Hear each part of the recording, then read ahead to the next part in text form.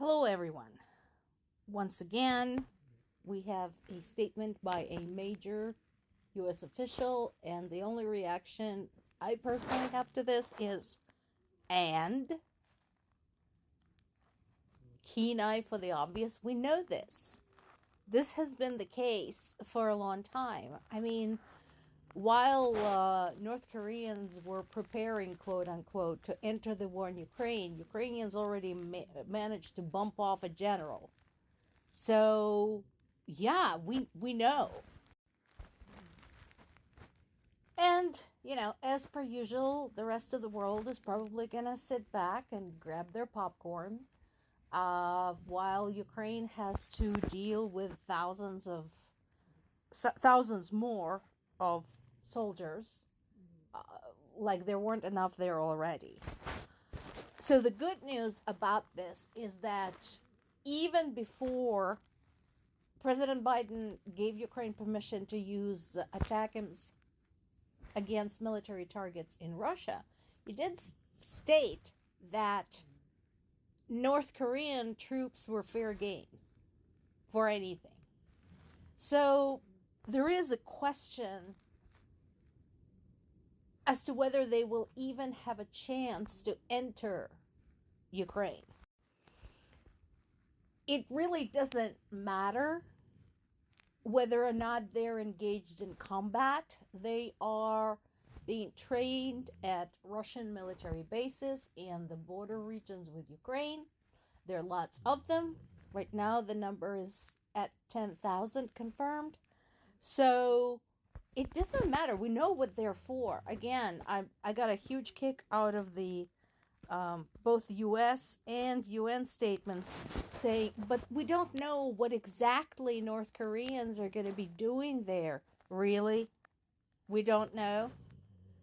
I said at the time, what are they going to do? Teach Russian soldiers Korean cuisine?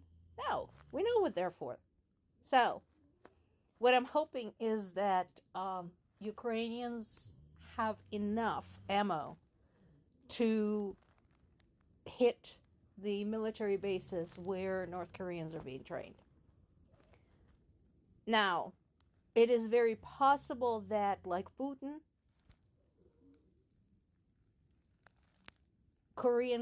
North Korean government doesn't care how many people they lose as long as they have a chance for a show of strength.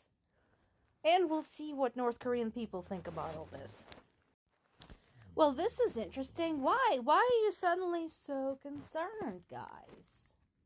What's happened? This is the frustrating part about having connections in Ukraine, having family in Ukraine, having friends in Ukraine, having come from Ukraine, being familiar with Ukrainian and Russian history, and basically warning about this over and over and over again, and too many people say, no, this is just a local conflict.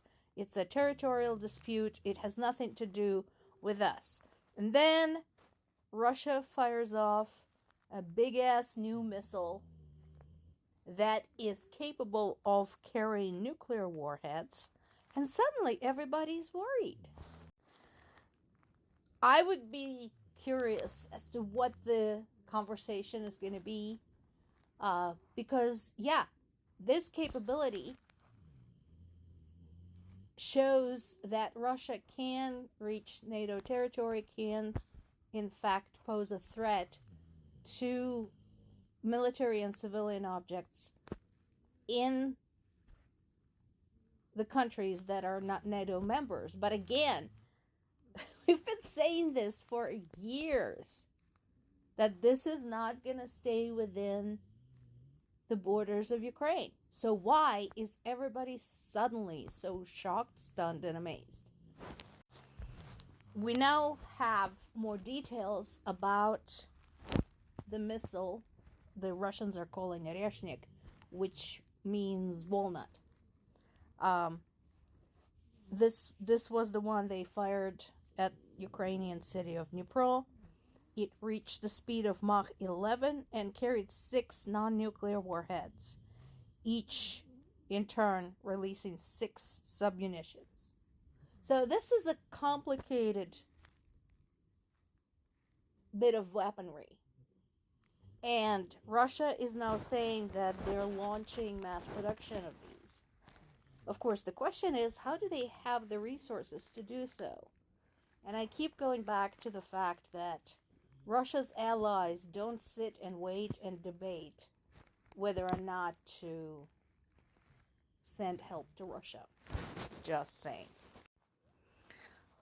Russian troops continue to advance in the eastern part of Ukraine, the Donetsk region. Boy, that area is going to be a real problem. Again, unless something drastic happens, like NATO says, fuck it, let's send troops, or one of the NATO members says, fuck it, let's send troops, especially in light of the new development with the ballistic missile. That is going to be a tough one. Try dislodging those assholes from there. Also, Russians managed to get back about 40% of the territory in their own Kursk region, although that came at a very steep price. Initially, the expectation was that Ukrainians were just gonna, do a quick foray out just to see if they could, and come right back to Ukraine. They didn't. They stayed, and they took up more territory. So eventually, Russians were forced to send 59,000 additional troops to see if they can dislodge them from there. And so, as I said before, when this particular operation began, I don't think it was ever the intent to keep that territory. The intent was, first of all, to show that it can be done with very inferior forces in terms of just sheer quantity. The intent was psychological warfare, because suddenly war was delivered to Russia's doorstep, and the intent was to distract at least some of the troops from the Eastern Front. That last bit didn't really work very well. Even though both the Kursk operation and the Donetsk operation are costing Russians quite a lot of soldiers, again, they have been known to win wars with just sheer numbers, because loss of life doesn't bother them. So that continues to be the case, but some effect was achieved. So at this point, Ukrainian military is saying, we're just going to hold on to it as long as we can, again, using up whatever Russian troops are sent there. Every little bit counts.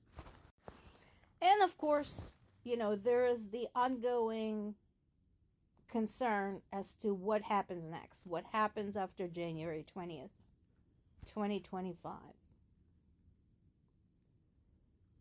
And once again, my argument is for EU members, for NATO members, to just assume that there will be no more US support, because it's not possible to end this war within 24 hours on the conditions currently presented by both sides. And majority of Ukrainians are against surrendering any territory to Russians. Been there, done that, not interested anymore. And what Russian people think doesn't matter to the Russian government. It only matters whether or not Putin decides to end the war. So that is where we stand. And once again, I would suggest the rest of the world starts thinking for itself instead of waiting for the decision by the US.